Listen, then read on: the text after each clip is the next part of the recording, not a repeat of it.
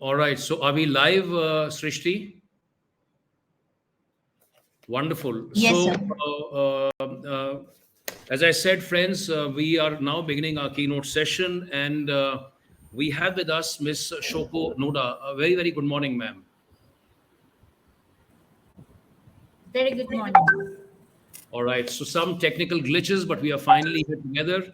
And as I was saying to all people who are a part of this Samagam 2022, the online session, we are in our keynote session. And without any ado, I'll just straight away introduce Miss Shoko Noda to you. Ms. Shoko Noda has been the UNDP resident representative in India since May 2019, when she took charge of one of UNDP's largest country programs globally.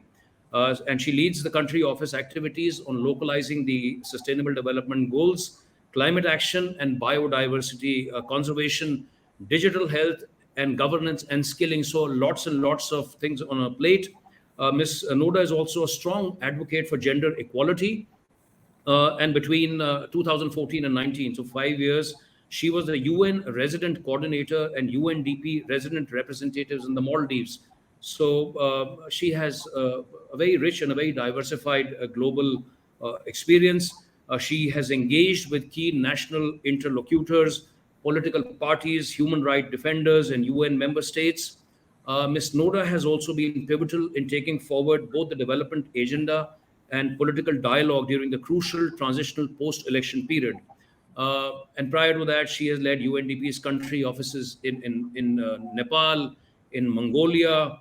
She has served in Pakistan. She has served in the Democratic Republic of Congo. She has been in the Federal Republic of Yugoslavia, Kosovo, Tajikistan. So the list is endless. And she began her career in 1995.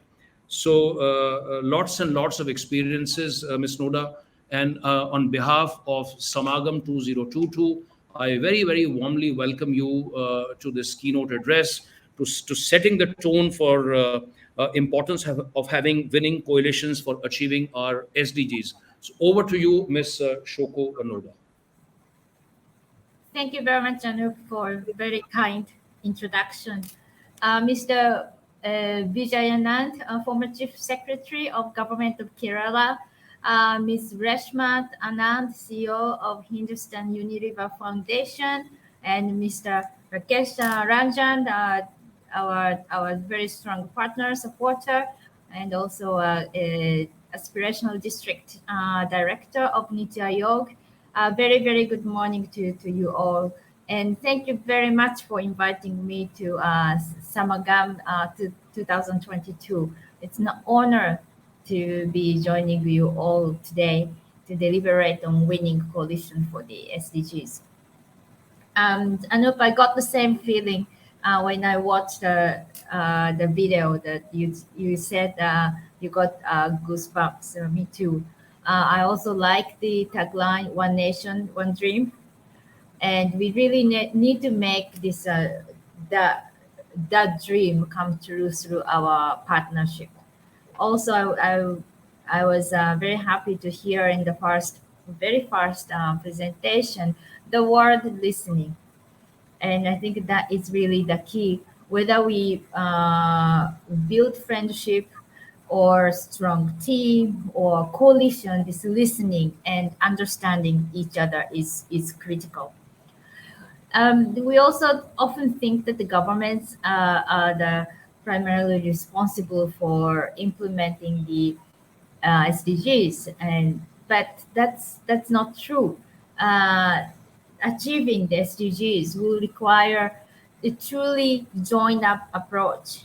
Different sectors and actors, especially the civil society organizations, also private sector, academia, communities, and media.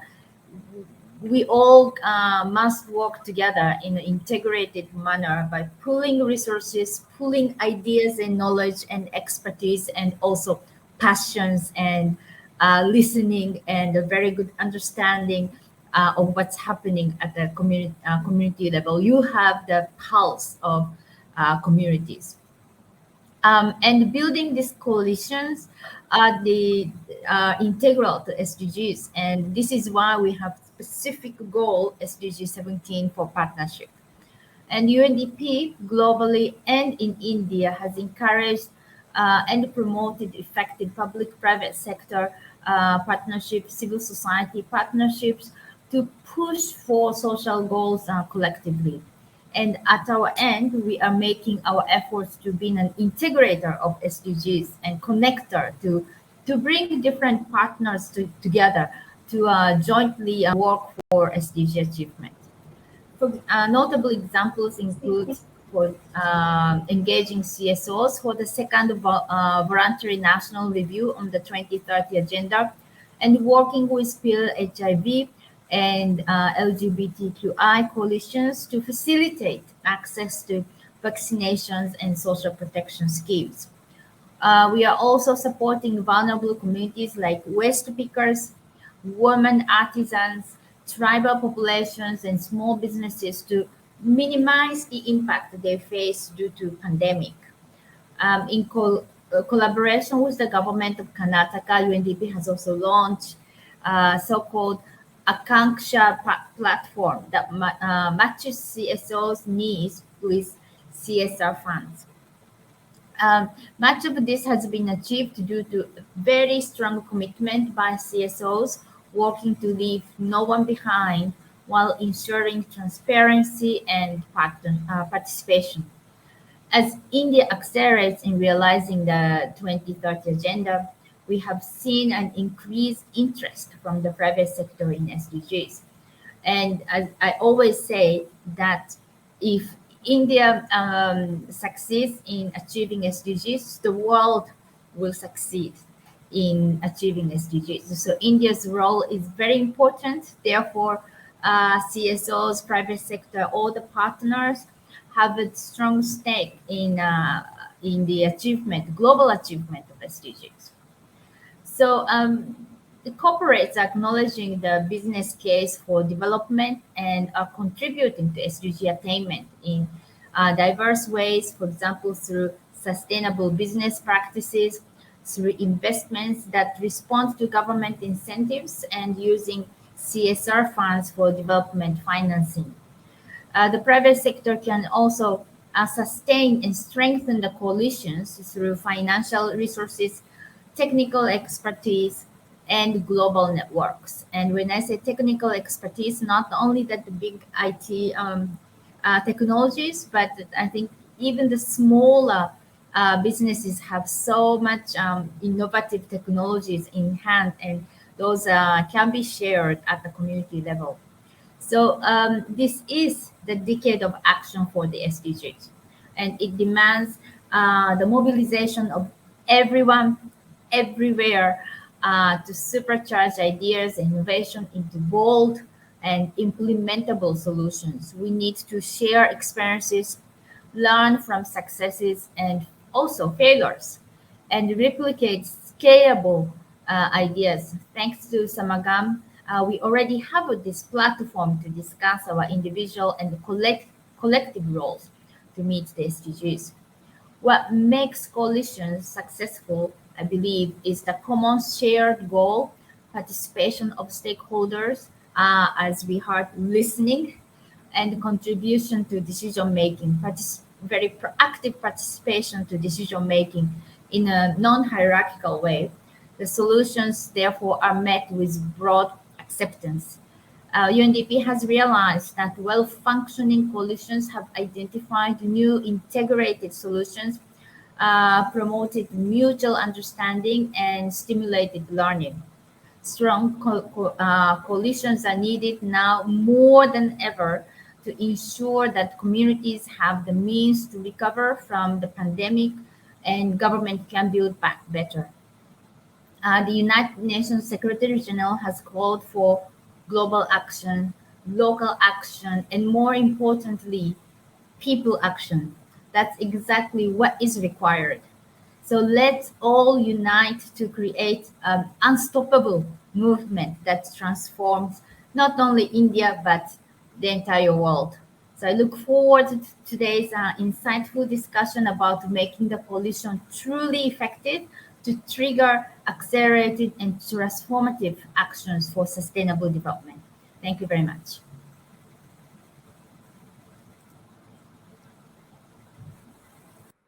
Thank you very much, Ms. Shoka Noda.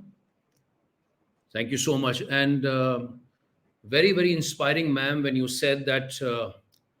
For me, one big takeaway of what you said is if India achieves SDGs, the world achieves SDGs. Isn't that what you said, ma'am? Yes. So I think a big takeaway, from your uh, very deep thoughts that you shared with us. Also, another thing which spurs us to think and move with greater energy and vigor is the decade of action of SDG. So this truly is the decade of action.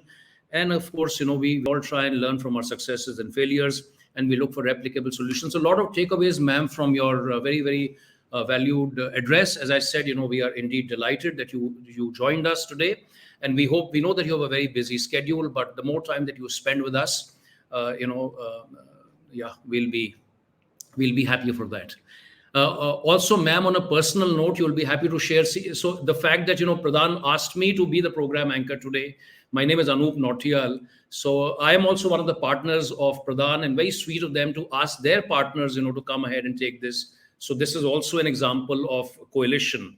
So thanks again, and I would now like to welcome our second keynote speaker. Sir, thank you so much for being with us today, Mr. S.M. Vijay Anand, sir. Good morning, sir. Morning. Morning.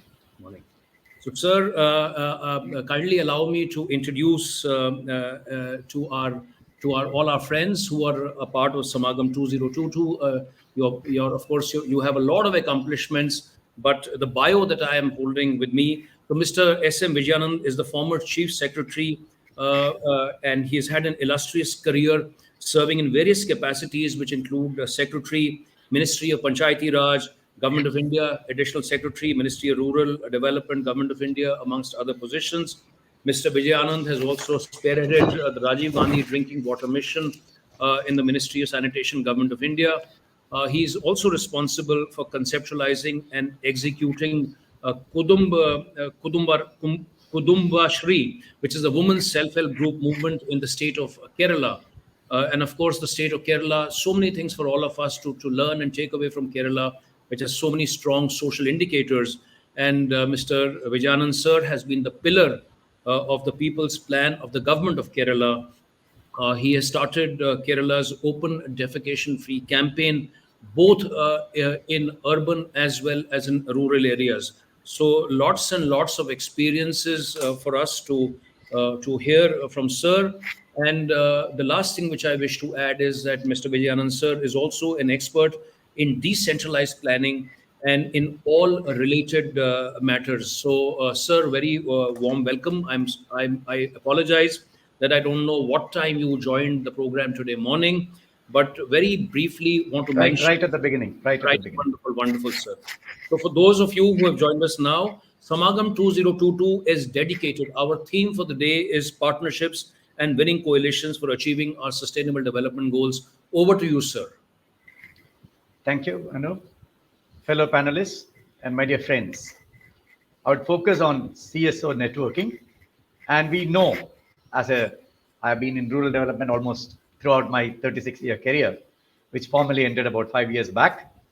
Contribution to mainstream programs and ideas has been tremendous, whether it be SDGs, whether it be literacy movement, or things like SRI, watershed management, and so many aspects of care of the vulnerable, disabled, palliative care, appropriate technology, particularly in enterprises. It's been huge, basic contribution by civil society organizations or NGOs, which government later adopted. So I think the contribution is fairly solid. And more importantly, probably in the last 20, 25 years, advocacy NGOs have enabled government or kind of push government or nudge government to come out with a lot of rights-based laws, the latest being on mental health and people with disabilities and stretching backwards. And interestingly, it was Government of India which initiated the concept of People's Action for Development of India in the late 70s, recognizing that NGOs have a space. And thereafter, there are partnership arrangements galore, whether it be for NRLM, for MGNRGS, MKSP, which is an agriculture program. Kerala has a system of accrediting NGOs to partner with local governments. So I can go on and on. So there is a partnership. But there are issues also. The FCRA has said a lot of suspicion among several NGOs. CSR is also being masked the expectations of NGOs. And there is a declining space of advocacy NGOs, a suspicion about some of them. Of course, there are bad acts, we can't deny. But then something which Naren highlighted, identity versus ego. We should be very careful on that. We have an identity, we have a name, we have a good name, but let's eschew ego. And niche space, by sheer experience, expertise, we have a niche space in several areas of development, sometimes geographies, cutting across areas of development. But let's not get into turf issues. So with this, there are a lot of new opportunities. One, the whole rights-based laws, senior citizens, persons with disability, mental health. And there, I think advocacy is welcome and it's necessary. Not that laws get implemented, particularly laws for the poor don't get implemented easily. So you have to have a strong pro-people is pro-government in that sense. Then something huge, which unfortunately many NGOs have not latched on to, the Gram Panchayat Development Plan, which should be spending about 8 lakh crore in 5 years, including this year. And to prepare a local plan according to local priority with a lot of flexible funds. So how can you facilitate the Gram Panchayats? Maybe they can't pay, maybe they can pay a little bit, but that is very, very important. Now we are talking about SDGs, localizing SDGs, which was initiated in Kerala way back in 2016. And now we even talk of communitizing SDGs. So there is a partnership of the village panchayat, the SHG group, the CSO, and COVID. The biggest lesson, a positive lesson of COVID, was these people can come together without anybody instructing. So moto, spontaneously, you can come together when the nation faces a crisis and perform creditably. So the lessons of COVID. How did the organizations come together? I was interacting with many NGOs, including the RCRC people. How could they come together? How that modus vivendi and modus operandi? Something which we need to know. The NGO community needs to study and analyze and pick up lessons. It has never happened in Indian history. Now we have something called Unnat Bharat Abhiyan, which really didn't take off. That is academic institutions being partnered in local development. So take this grand partnership of Gram Panchayats, SHGs, CSOs, and the academic institutions. Probably that is the way forward for communitizing and localizing SDGs. So as I said, the lessons in cooperation and requests, some of the NGOs here obviously are the big NGOs, none left behind applies to NGOs also when we collectively network and take up activities. And as I mentioned, in addition to the areas, specific areas, community-based public health is going to be a big challenge in the future. We have learned bitter lessons. Let's not forget that. Then migrant issues, how they contribute to development. It's not somebody who need to just the largest of the states, they contribute to development. How can you enhance the economy? And then SHGs and FPOs, something which is, I've been always fascinated by the Amul experiment. I keep wondering, why not organize the poor, organize the farmers on the SHG principle, and later do the marketing and value addition on the Amul principle. That is something which some of you at least should follow up. And Pura, a great idea which nobody has understood of, for want of time I cannot explain, of our former president, Dr. Abdul Kalam, which can be the nucleus for integrated development for a cluster of villages. Very few people have understood it, unfortunately, though I had the fortune of directly discussing with him and understanding that. Then something which I would request you to do is document critically CSO achievements continuously. Of course, there are a lot of newsletters and happening, but collectively, we don't have a document. I would also call for a people's register of people's organizations. So everybody knows which are the organizations, some of which work in 2-3 villages, and some of them work internationally. So those who have a footprint in India we need to document them with all details, a kind of a dynamic document.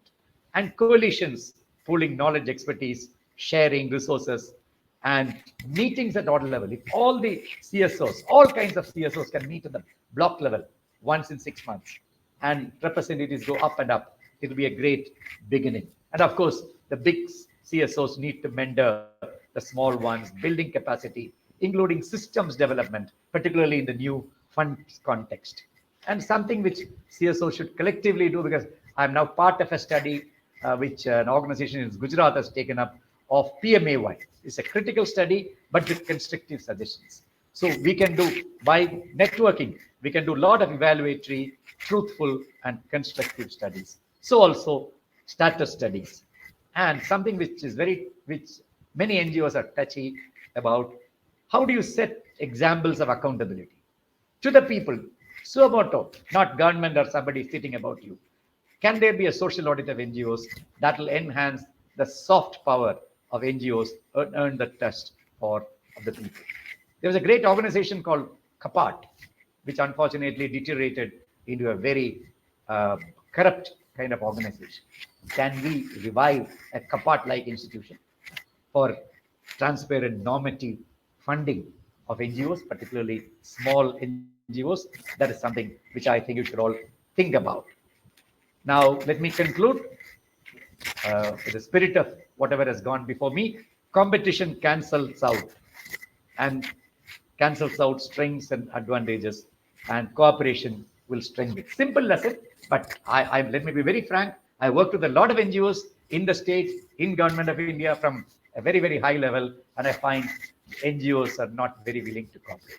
If you can cooperate, you will succeed. If you compete, you will perish. So look outwards, not inwards. Thank you for giving me this opportunity to talk to you all. And I hope that you will carry forward the message which came in the very first session. Thank you.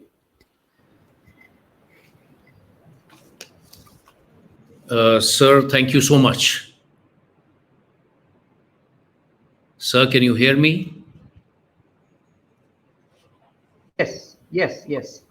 I said, sir, thank you so much for very wise words. And listening to you, I think was an extension of where it's a little bit, and I'm so happy that the first two keynote addresses, it's a little bit like a relay. So Miss Noda left us with the thought that this has to be the decade of action for SDGs. And a lot of the things that you said, I think, is like a roadmap for Pradhan and for other CSOs that are participating today. And an overarching picture of decades of your experience when you began with nudging, how this entire sort of nudge movement has happened in so many different areas. You've spoken about FCRA challenges, about the need for partnership, your concerns regarding declining space for advocacy, shunning our egos and identities aside, so keeping them on a lower sort of platform, the space for particularly for rights-based laws, lessons of COVID and how, of course, the first time so many stakeholders came together on one platform. So many good takeaways, sir, and really, really grateful that you joined us today. And I hope that you will continue to be with us, especially your parting words that regarding collaboration and competition. So as I said, for me, it's a big roadmap, and I'm sure that my friends at Pradhan think the same, sir. So really grateful that you joined us today.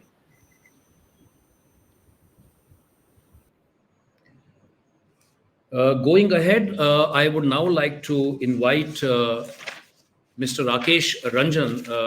Mr. Ranjan, Rakesh ji, आप सुन पा रहे हैं क्या मेरे को? Yes. Can you hear us?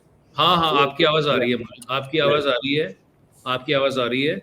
So, to all friends who are a part of Samagam 2022, I take the opportunity to not only warmly welcome Mr. Rakesh Ranjan to Samagam 2022, but also to share information about his background. Welcome, sir. Now I can see you also. Good morning to all of you, and I'm Wonderful. very happy that you all have given me opportunity to speak here. चलिए, all right. I have been in Planning Commission. मैं हाँ मैं sir आपका थोड़ा bio पढ़ के बता देता हूँ लोगों को आपका मैं बता बता दीजिए। देता हूँ So Mr. Rakesh Ranjan is the mission director of Aspirational Districts program which is currently being anchored in NITI Aayog तो भारत सरकार का एक बड़ा ही महत्वाकांक्षी परियोजना है और मैं राकेश जी स्वयं उत्तराखंड से आता हूँ तो दो हमारे यहाँ पर भी जिले हैं हरिद्वार और उधम सिंह नगर जो कि एस्पिरेशनल डिस्ट्रिक्ट्स प्रोग्राम का हिस्सा हैं Mr. Rakesh Ranjan has a keen interest in development issues. He's a postgraduate from the Delhi School of Economics and gold medalist of one-year PG program on public policy and management from none other than the Indian Institute of Management from Ahmedabad. From 2009 to 2016, so for 7 years, he has served in the Planning Commission. He was one of the officers who saw transition of Planning Commission to Niti Aayog. So he's been through that transformative phase. Mr. Ranjan has worked in infrastructure and urban sector. He has worked towards shaping the urban strategy and provision of infrastructure like the all-important metro rail projects in India. Mr. Ranjan is also the recipient of Emerging Leaders Fellowship of Australia India Institute under Melbourne Institute. तो आपके बहुत सारे आपका ये एक brief biodata है और ये जो एस्पिरेशनल डिस्ट्रिक्ट प्रोग्राम है उसके बारे में निश्चित तौर पर वो बताएंगे लेकिन किस तरीके से जो देश के जो हमारे आइडेंटिफाइड बैकवर्ड डिस्ट्रिक्ट हैं उसमें किस तरीके से विकास हो उसको लेकर के एस्पिरेशनल डिस्ट्रिक्ट प्रोग्राम है भारत सरकार का. He is originally an officer of the Indian Police Service. He has extensive tenure and knowledge, particularly in insurgency affected Tripura. तो आप कई जगह आप रहे हैं, त्रिपुरा में भी आपने काम किया है और मैं अंत में यही कहना चाहूँगा कि आपको जो प्रेसिडेंट्स पुलिस मेडल है meritorious service 2007, president medal for distinguished service 2016, उससे भी आपको नवाजा गया है. Mister Rakesh Ranjan, on behalf of the organising team, very very delighted to have you with us today. Over to you, sir. Well, thank you very much. It's always difficult to speak after Vijayanand, sir. I'm a great fan of him. And he may not remember, but when I was the advisor urban of Planning Commission, then I had gone and met him when he was the Additional Secretary of Ministry of Rural Development. And we had discussed about how to effectively engage the NGO. So Soko Nada is another friend of us, and we have worked together.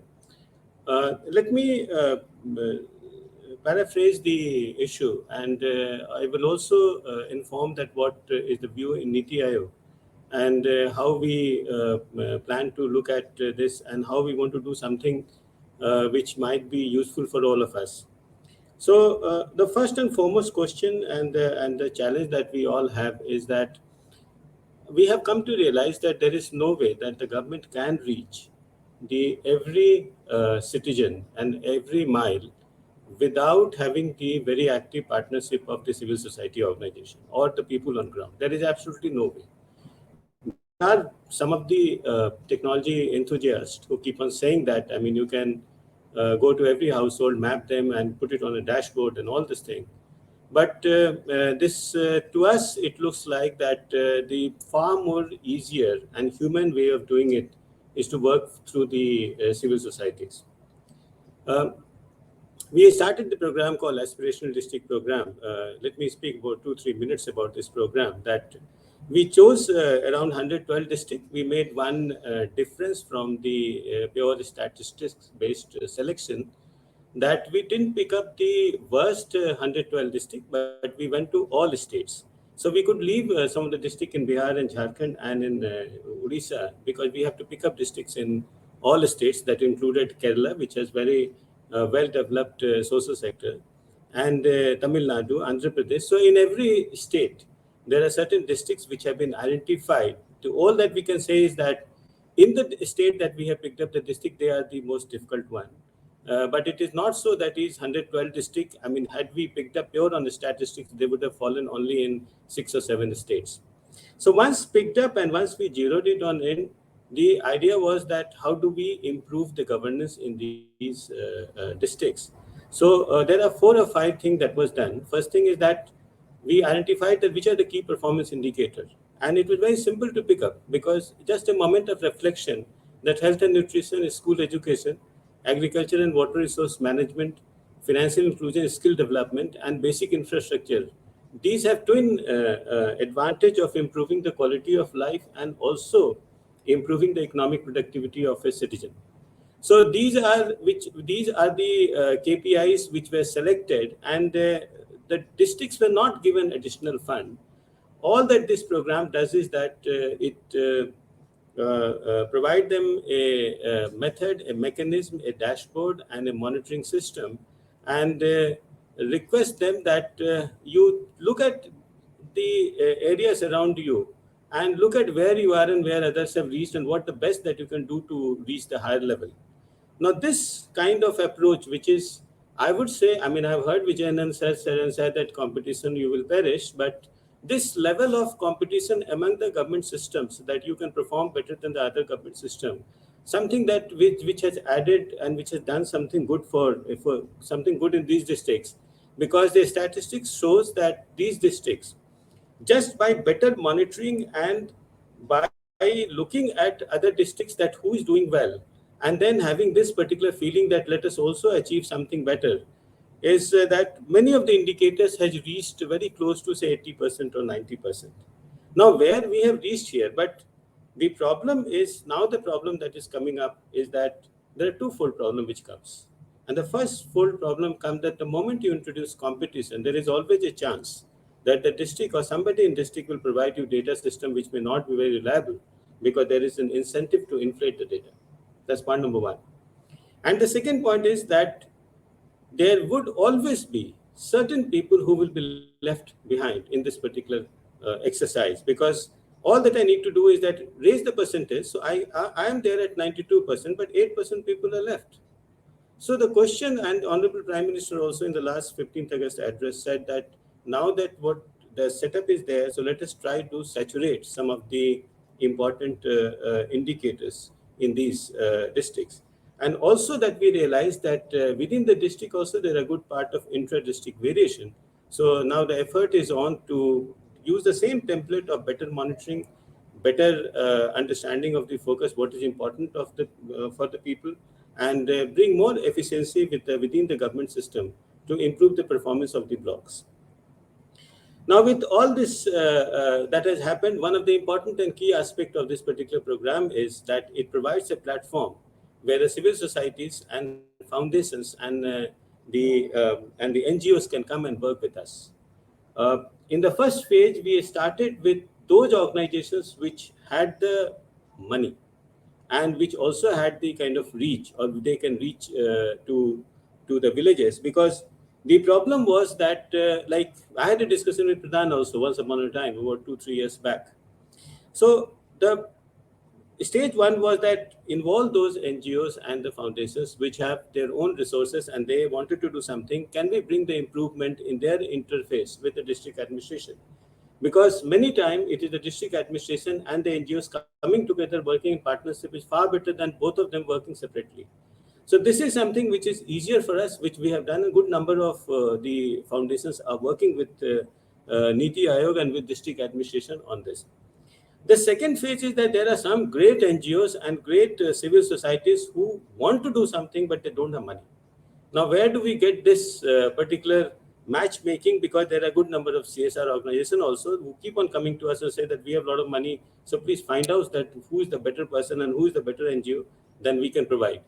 And going forward, this is one of the key area that we have taken up, is that involve with the NGOs, which can improve the performance in the block by involving each and every of the individual by taking a saturation approach, and see that how the district administration or the block administration can reach to a level of efficiency that we desire. So for this region, for this, I think I can, I can straightway say that all the partner organizations which are hearing this particular thing, they can have a separate meeting with us, because right now what we are trying to do is that we are looking at a block and say that why is it that the government scheme there are a lot of government schemes which are at the block level. What can we do to raise the efficiency of these schemes? As I believe Vijayanand sir has said that like one of the great effort that was done by is that to have a GPDP which was formulated for many of the for all the panchayats. Now, in what way we can activize these GPDPs, and the target setting for a block is better, the monitoring of the block is better, and the understanding of the challenge is better. In what way we can involve the local administration? Because once I had called around 10, 12 district magistrates who done pretty well in aspirational district program and posed them this question.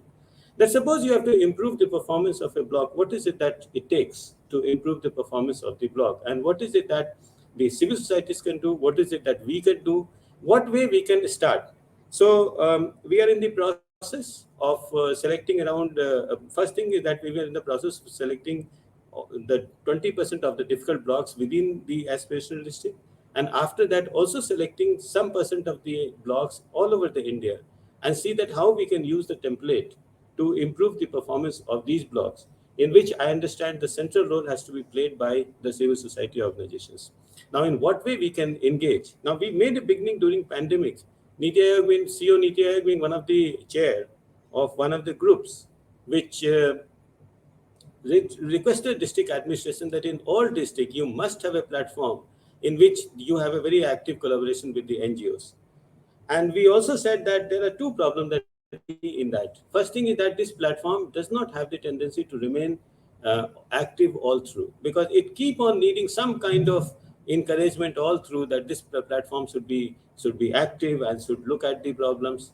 The second problem that it has is that there are a lot of duplications within the civil societies and NGOs. And if you really ask a district administration that every block please involve that which are the NGOs which are going to work or which are civil societies going to work, it has not been an easy task for him. So, or her. Pandemic, we wrote the letter to everybody, to all districts. We said we have a lot of large number of civil societies who have registered themselves on the NITI Aayog NGO Darpan portal. And we said that, can we have a better team in the district where we do not have a duplication of effort and we can improve the performance?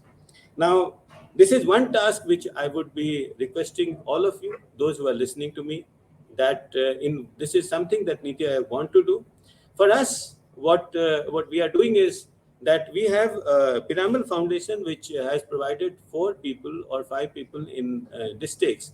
And right now, since they were doing is look at the work of COVID management and helping district administration one way or another, we are now giving them the task of becoming a catalyst of telling the district administration to take the lead role of organizing the assistance from the NGOs.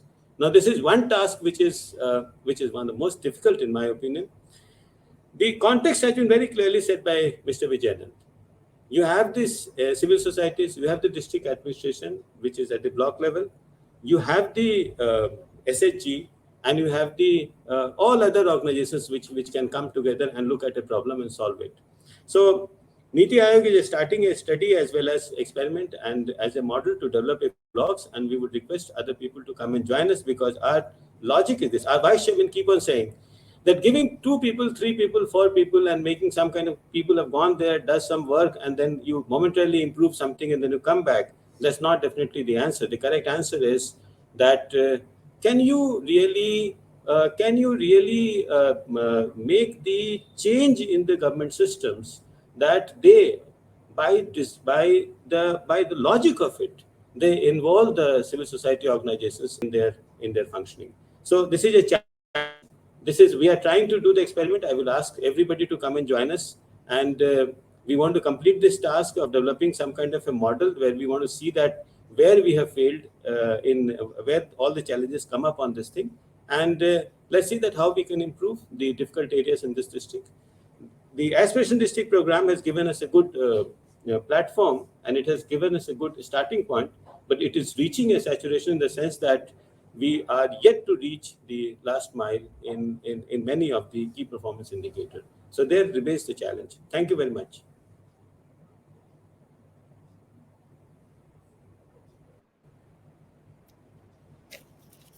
Thank you very much, Rakesh ji.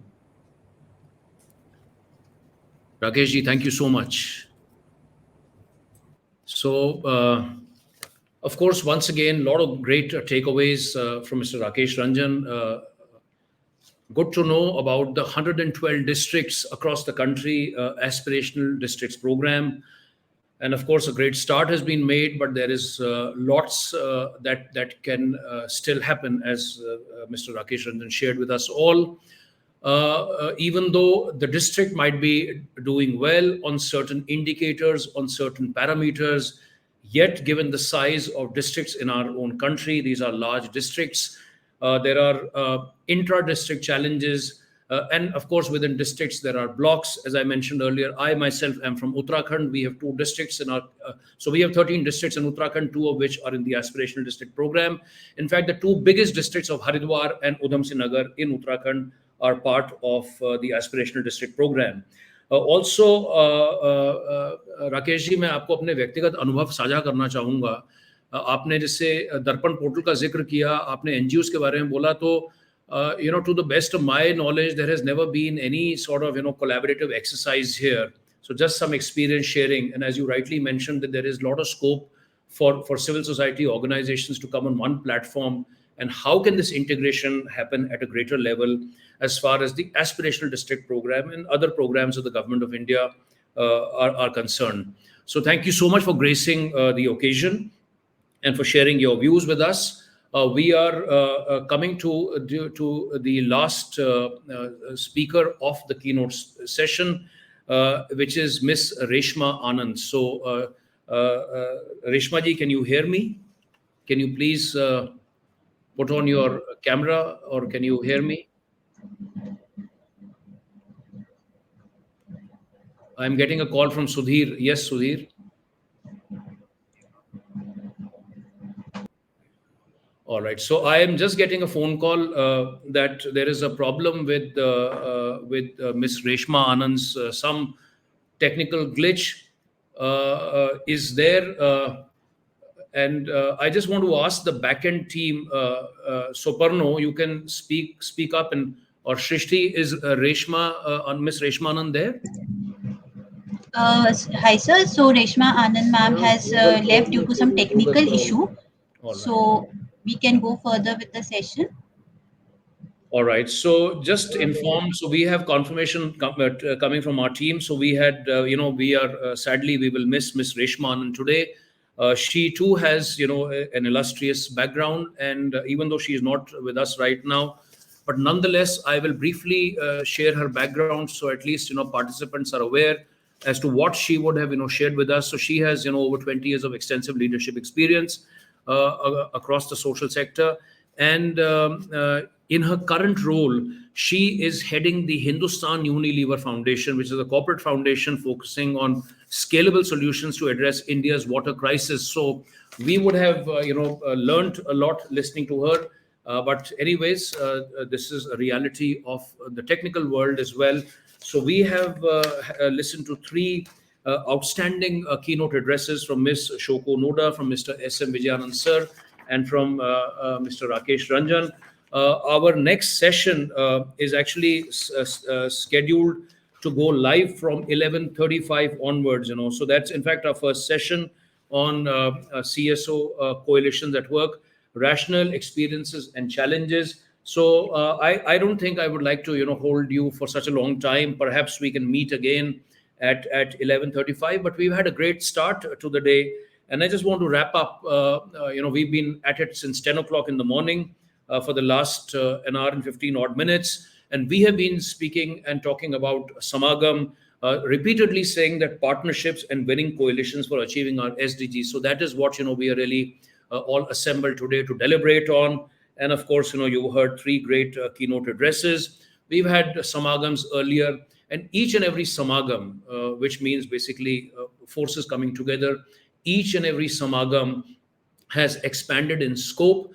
I am very proud to share with you and happy to share with you that the first Samagam, which took place in 2018, was largely a Pradhan baby. But from 2018 to 2020 and then 2021, there were 4 regional Samagams, the Northeast Samagam, the Himalayan Samagam, the Paschim Samagam, and then the Dakshin Samagam, and finally the Rashtriya Samagam, which is being hosted today, Samagam 2022. So I think we can say bye to each other for now, not of course goodbye, and perhaps assemble again at 11:30, 11:35. Would that be fine? I'm asking Soparno Sudhir and my technical colleagues. Do you think that makes sense?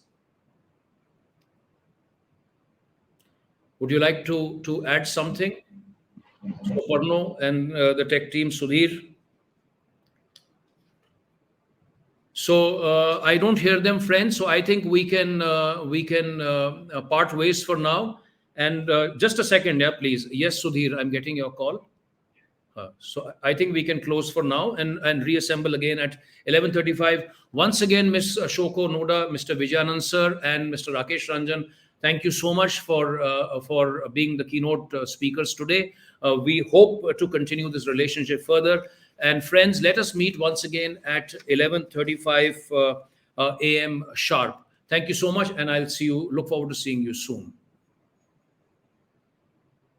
Thank you. Thank you, sir.